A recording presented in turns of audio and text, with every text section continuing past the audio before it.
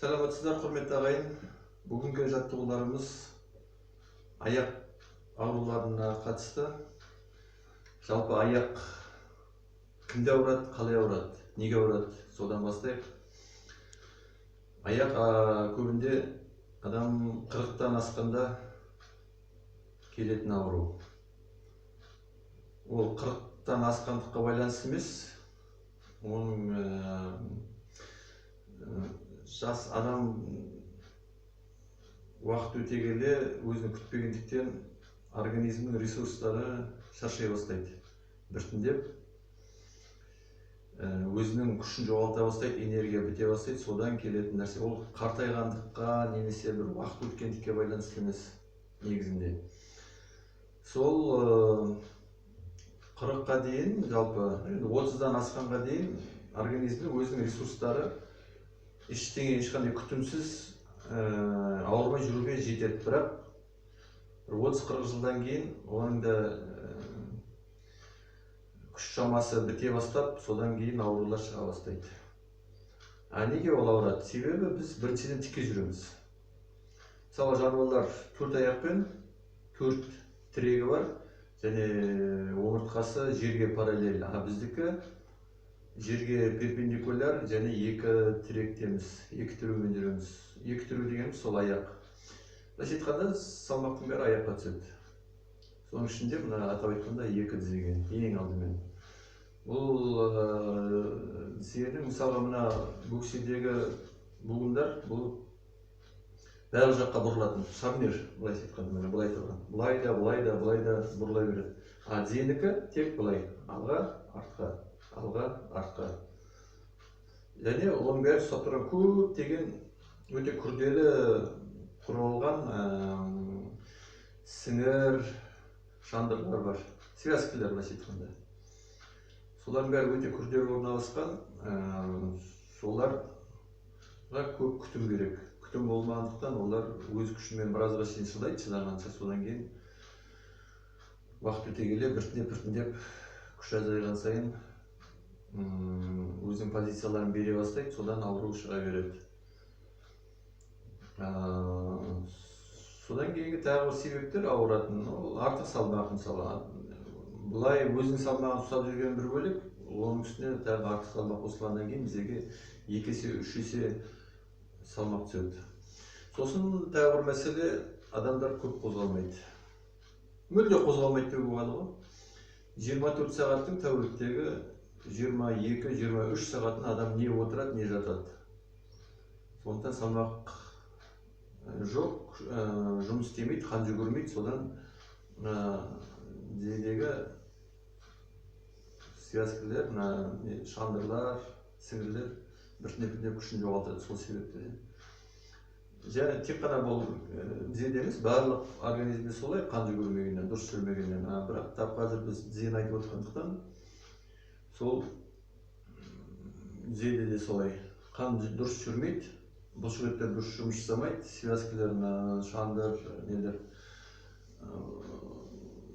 сіңірлер дұрыс жұмыс жасамайды, сондықтан олар тез өздерінің ресурстарын бітіреді. Сондықтан адам егер өзін күткісі келсе, ауырғысы келмесе, және ауырып жүрген болғанда жазылғысы келсе, ешқандай дәрі-дәрмексіз, ештемесіз, операциясыз. Және бір жерде бұл жерде айта кететін дәрігерлерге барсаң, олар бірінші уақытта дәрімен сені нетеді, алдайды. Дәрі-дәрмекпен. Неге алдайды? Себебі ол емдемейді. Ем жоқ бұл жерде. Ол тек ауырғаныңды басады, болды. Ауру ары қарай жүре береді, дами береді, ары қарай өсе береді. Біртіндеп ешқандай дәрі де көмектеспейтін кездер келеді. Сол кезде операция дейді, болды. Тек операция деп. Кім дәрігер барсаң да тек операция болды, басқа операция ештеңе айтпайды олар. Емі жоқ деп айтады. Емі бар.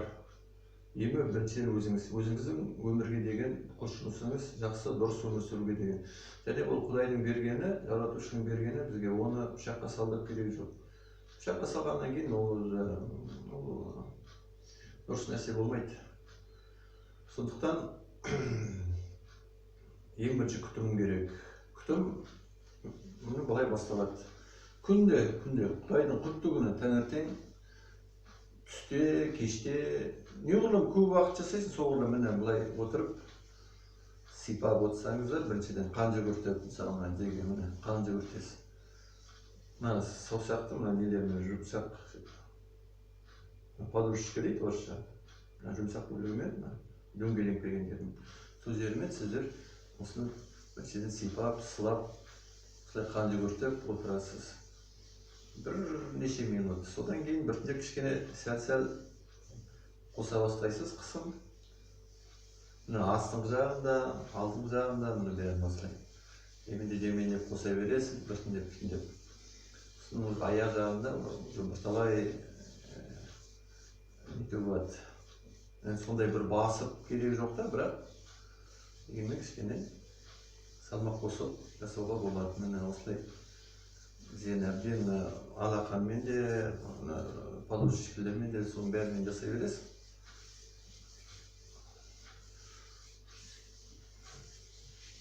Сол сияқты екінші аяқта да сол, екіншісі де сол. 5 минут кем дегенде 10 минут. Осы жақсы мына сіңірлерді оятады, қан жүгіртеді, қан жүгіргеннен кейін мыналар бұл өзінің қалпына жемінде келе бастайды. Бұның ішінде, мына буынның ішінде, жалғыз бұл буында емес, барлық жерде жалпы, қазір біз деген айтып отырғандықтан, мына тізер буынында синовиальная жидкость деген бар. Ол мына буындарды, сүйектерді бір-біріне жақсы қозғалу үшін бөлінетін смазка, май. Организм өзі бөліп отырады. Біртіндеп Субана алдында айтқан 40 жастан кейін неге аяқ ауыра бастайды деген сол синовиальный жидкость кетіп қалады. Ол сұйықтық аз бөліне бастайды. Кейбір кездерде мүлдем бөлініп тоқтайды. Не себепті? Себеп сол қозғалыс жоқ. Қозғалыс болмағасын қан да дұрыс жүрмейді. Қан дұрыс жүрмегесін сұйықтық бөлінбейді. Организм бөлінуді қояды. Сондықтан сол ауыра бастайды, кеуе бастайды. Қатайып, бәрі сіңірлер де қатайып, жабысып бір-біріне содан ауру басталады. Біртіндеп сол ауру кете береді, дамып. Және ең қызығы мына ортасында азаяды да, шетінде ол көбейеді. Сол ауыртатын осы не. Дәрігерлер сол синовиальный жидкостьті қайтаратын, хрящтерді өсіретін дәрі береді, бірақ ол дәрі бәріне біркелкі жүреді де, шындығында ортасында аз, шетінде көп болғандықтан ол бөліп істемейді, бәрін деп өсіре береді. Сол себепті шетіндегі жиналып қалғанда ол өсе береді, содан проблема кетпейді. Сондықтан ең жақсысы өзің Құдайдың берген қолымен күнделікті осылай сипалап жатқан жақсы. Неғұрлым көп істейсің, соғұрлым жақсы. Таңертең мысалға бір 5-10 минут, түске дейін тағы бір реті келіп қалды ма, тағы бір 5-10 минут, түсте тағы 5-10 минут, түс қайта тағы 5-10 минут. Сөйтіп әйтеуір тек қай жерде бір тек реті келіп қалды, телевизорды қарап отырып, осы біреуді күтіп отырып, үйде шай ішіп отырып, немесе шайды күтіп отырып, газет оқып отырып, бәрібір не істесең де. Тіпті туалетте отырсаң да одан қалды. Кішкене бір сипалап, әрбір нені пайдаланып, осы отырған сәтті сипалай берген жақсы.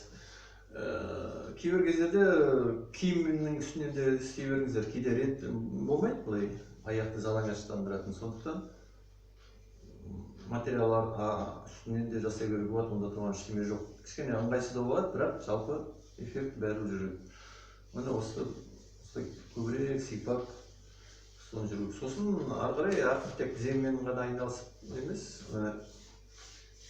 сирақты да, балтырды несін қан жүгіртіп, жақсы сылап, сипап, сосын табанды, аяқты жалпы бармақтарды, өкшені бәрін сипап, қан жүгіртіп отырған жақсы болады. Соның өзі біртіндеп сіздерге өте көп көмек береді, өте көп.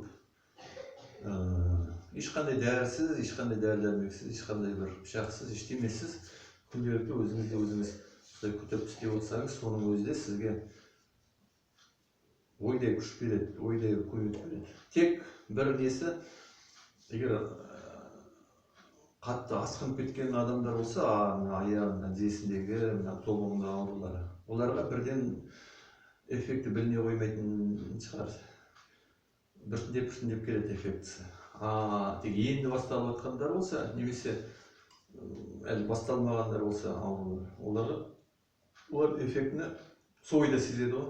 Сол бойда уже көрінеді, уже жеңіл, аяғың жеңілдеп, жақсы болып қалған, кәдімгі көңіл күйің көтеріліп, сондай жағдайда болып қаласың. Ал аурудың бірталай деңгейіне жетіп қалғандар болса, оларға енді шыдам керек. Бірден ол көріне қоймауы мүмкін. Бірақ әркімнің организмі әртүрлі, индивидуально, сондықтан біреулерге көрінуі мүмкін. Оны енді әркім өзі қарайды. Былай жалпы айтқанда, ой, дым білініп жатқан жоқ қой деп ойламаңыздар, ол бірден шыға қоймайды.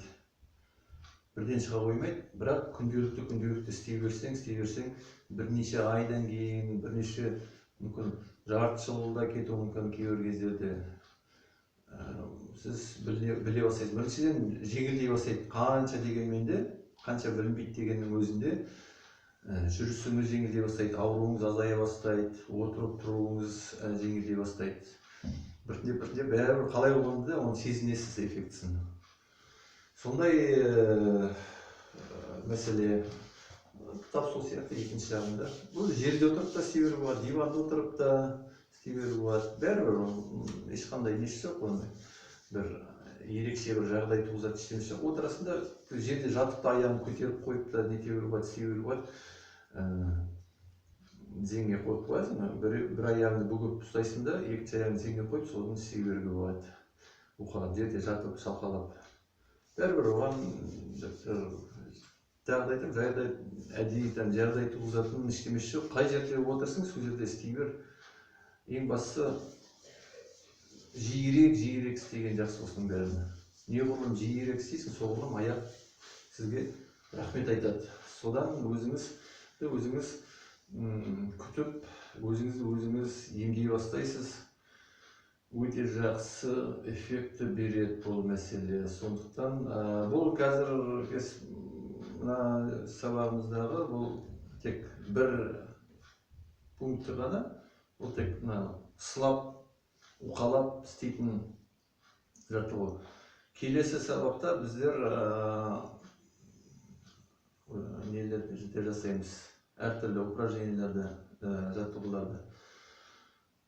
Тек қана уқалау емес, бұл әртүрлі басқа да нелер бар, тәсілдері бар.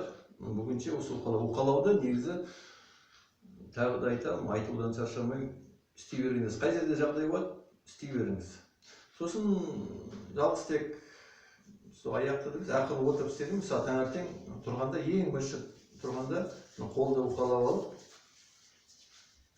қолды жақсылап уқалап, сосын бүкіл иыққа дейін апарып, сосын мойынды, басыңды, бетіңді уқалауға, құлағыңды, кеудеңді уқалауға, ішіңді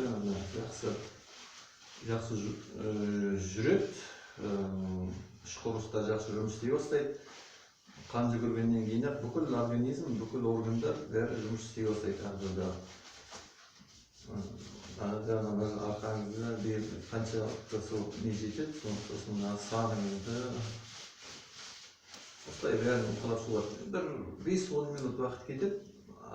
Сіз осы істеген жаттығудың өзі өте сізді кәдімгі бір 40-50 минут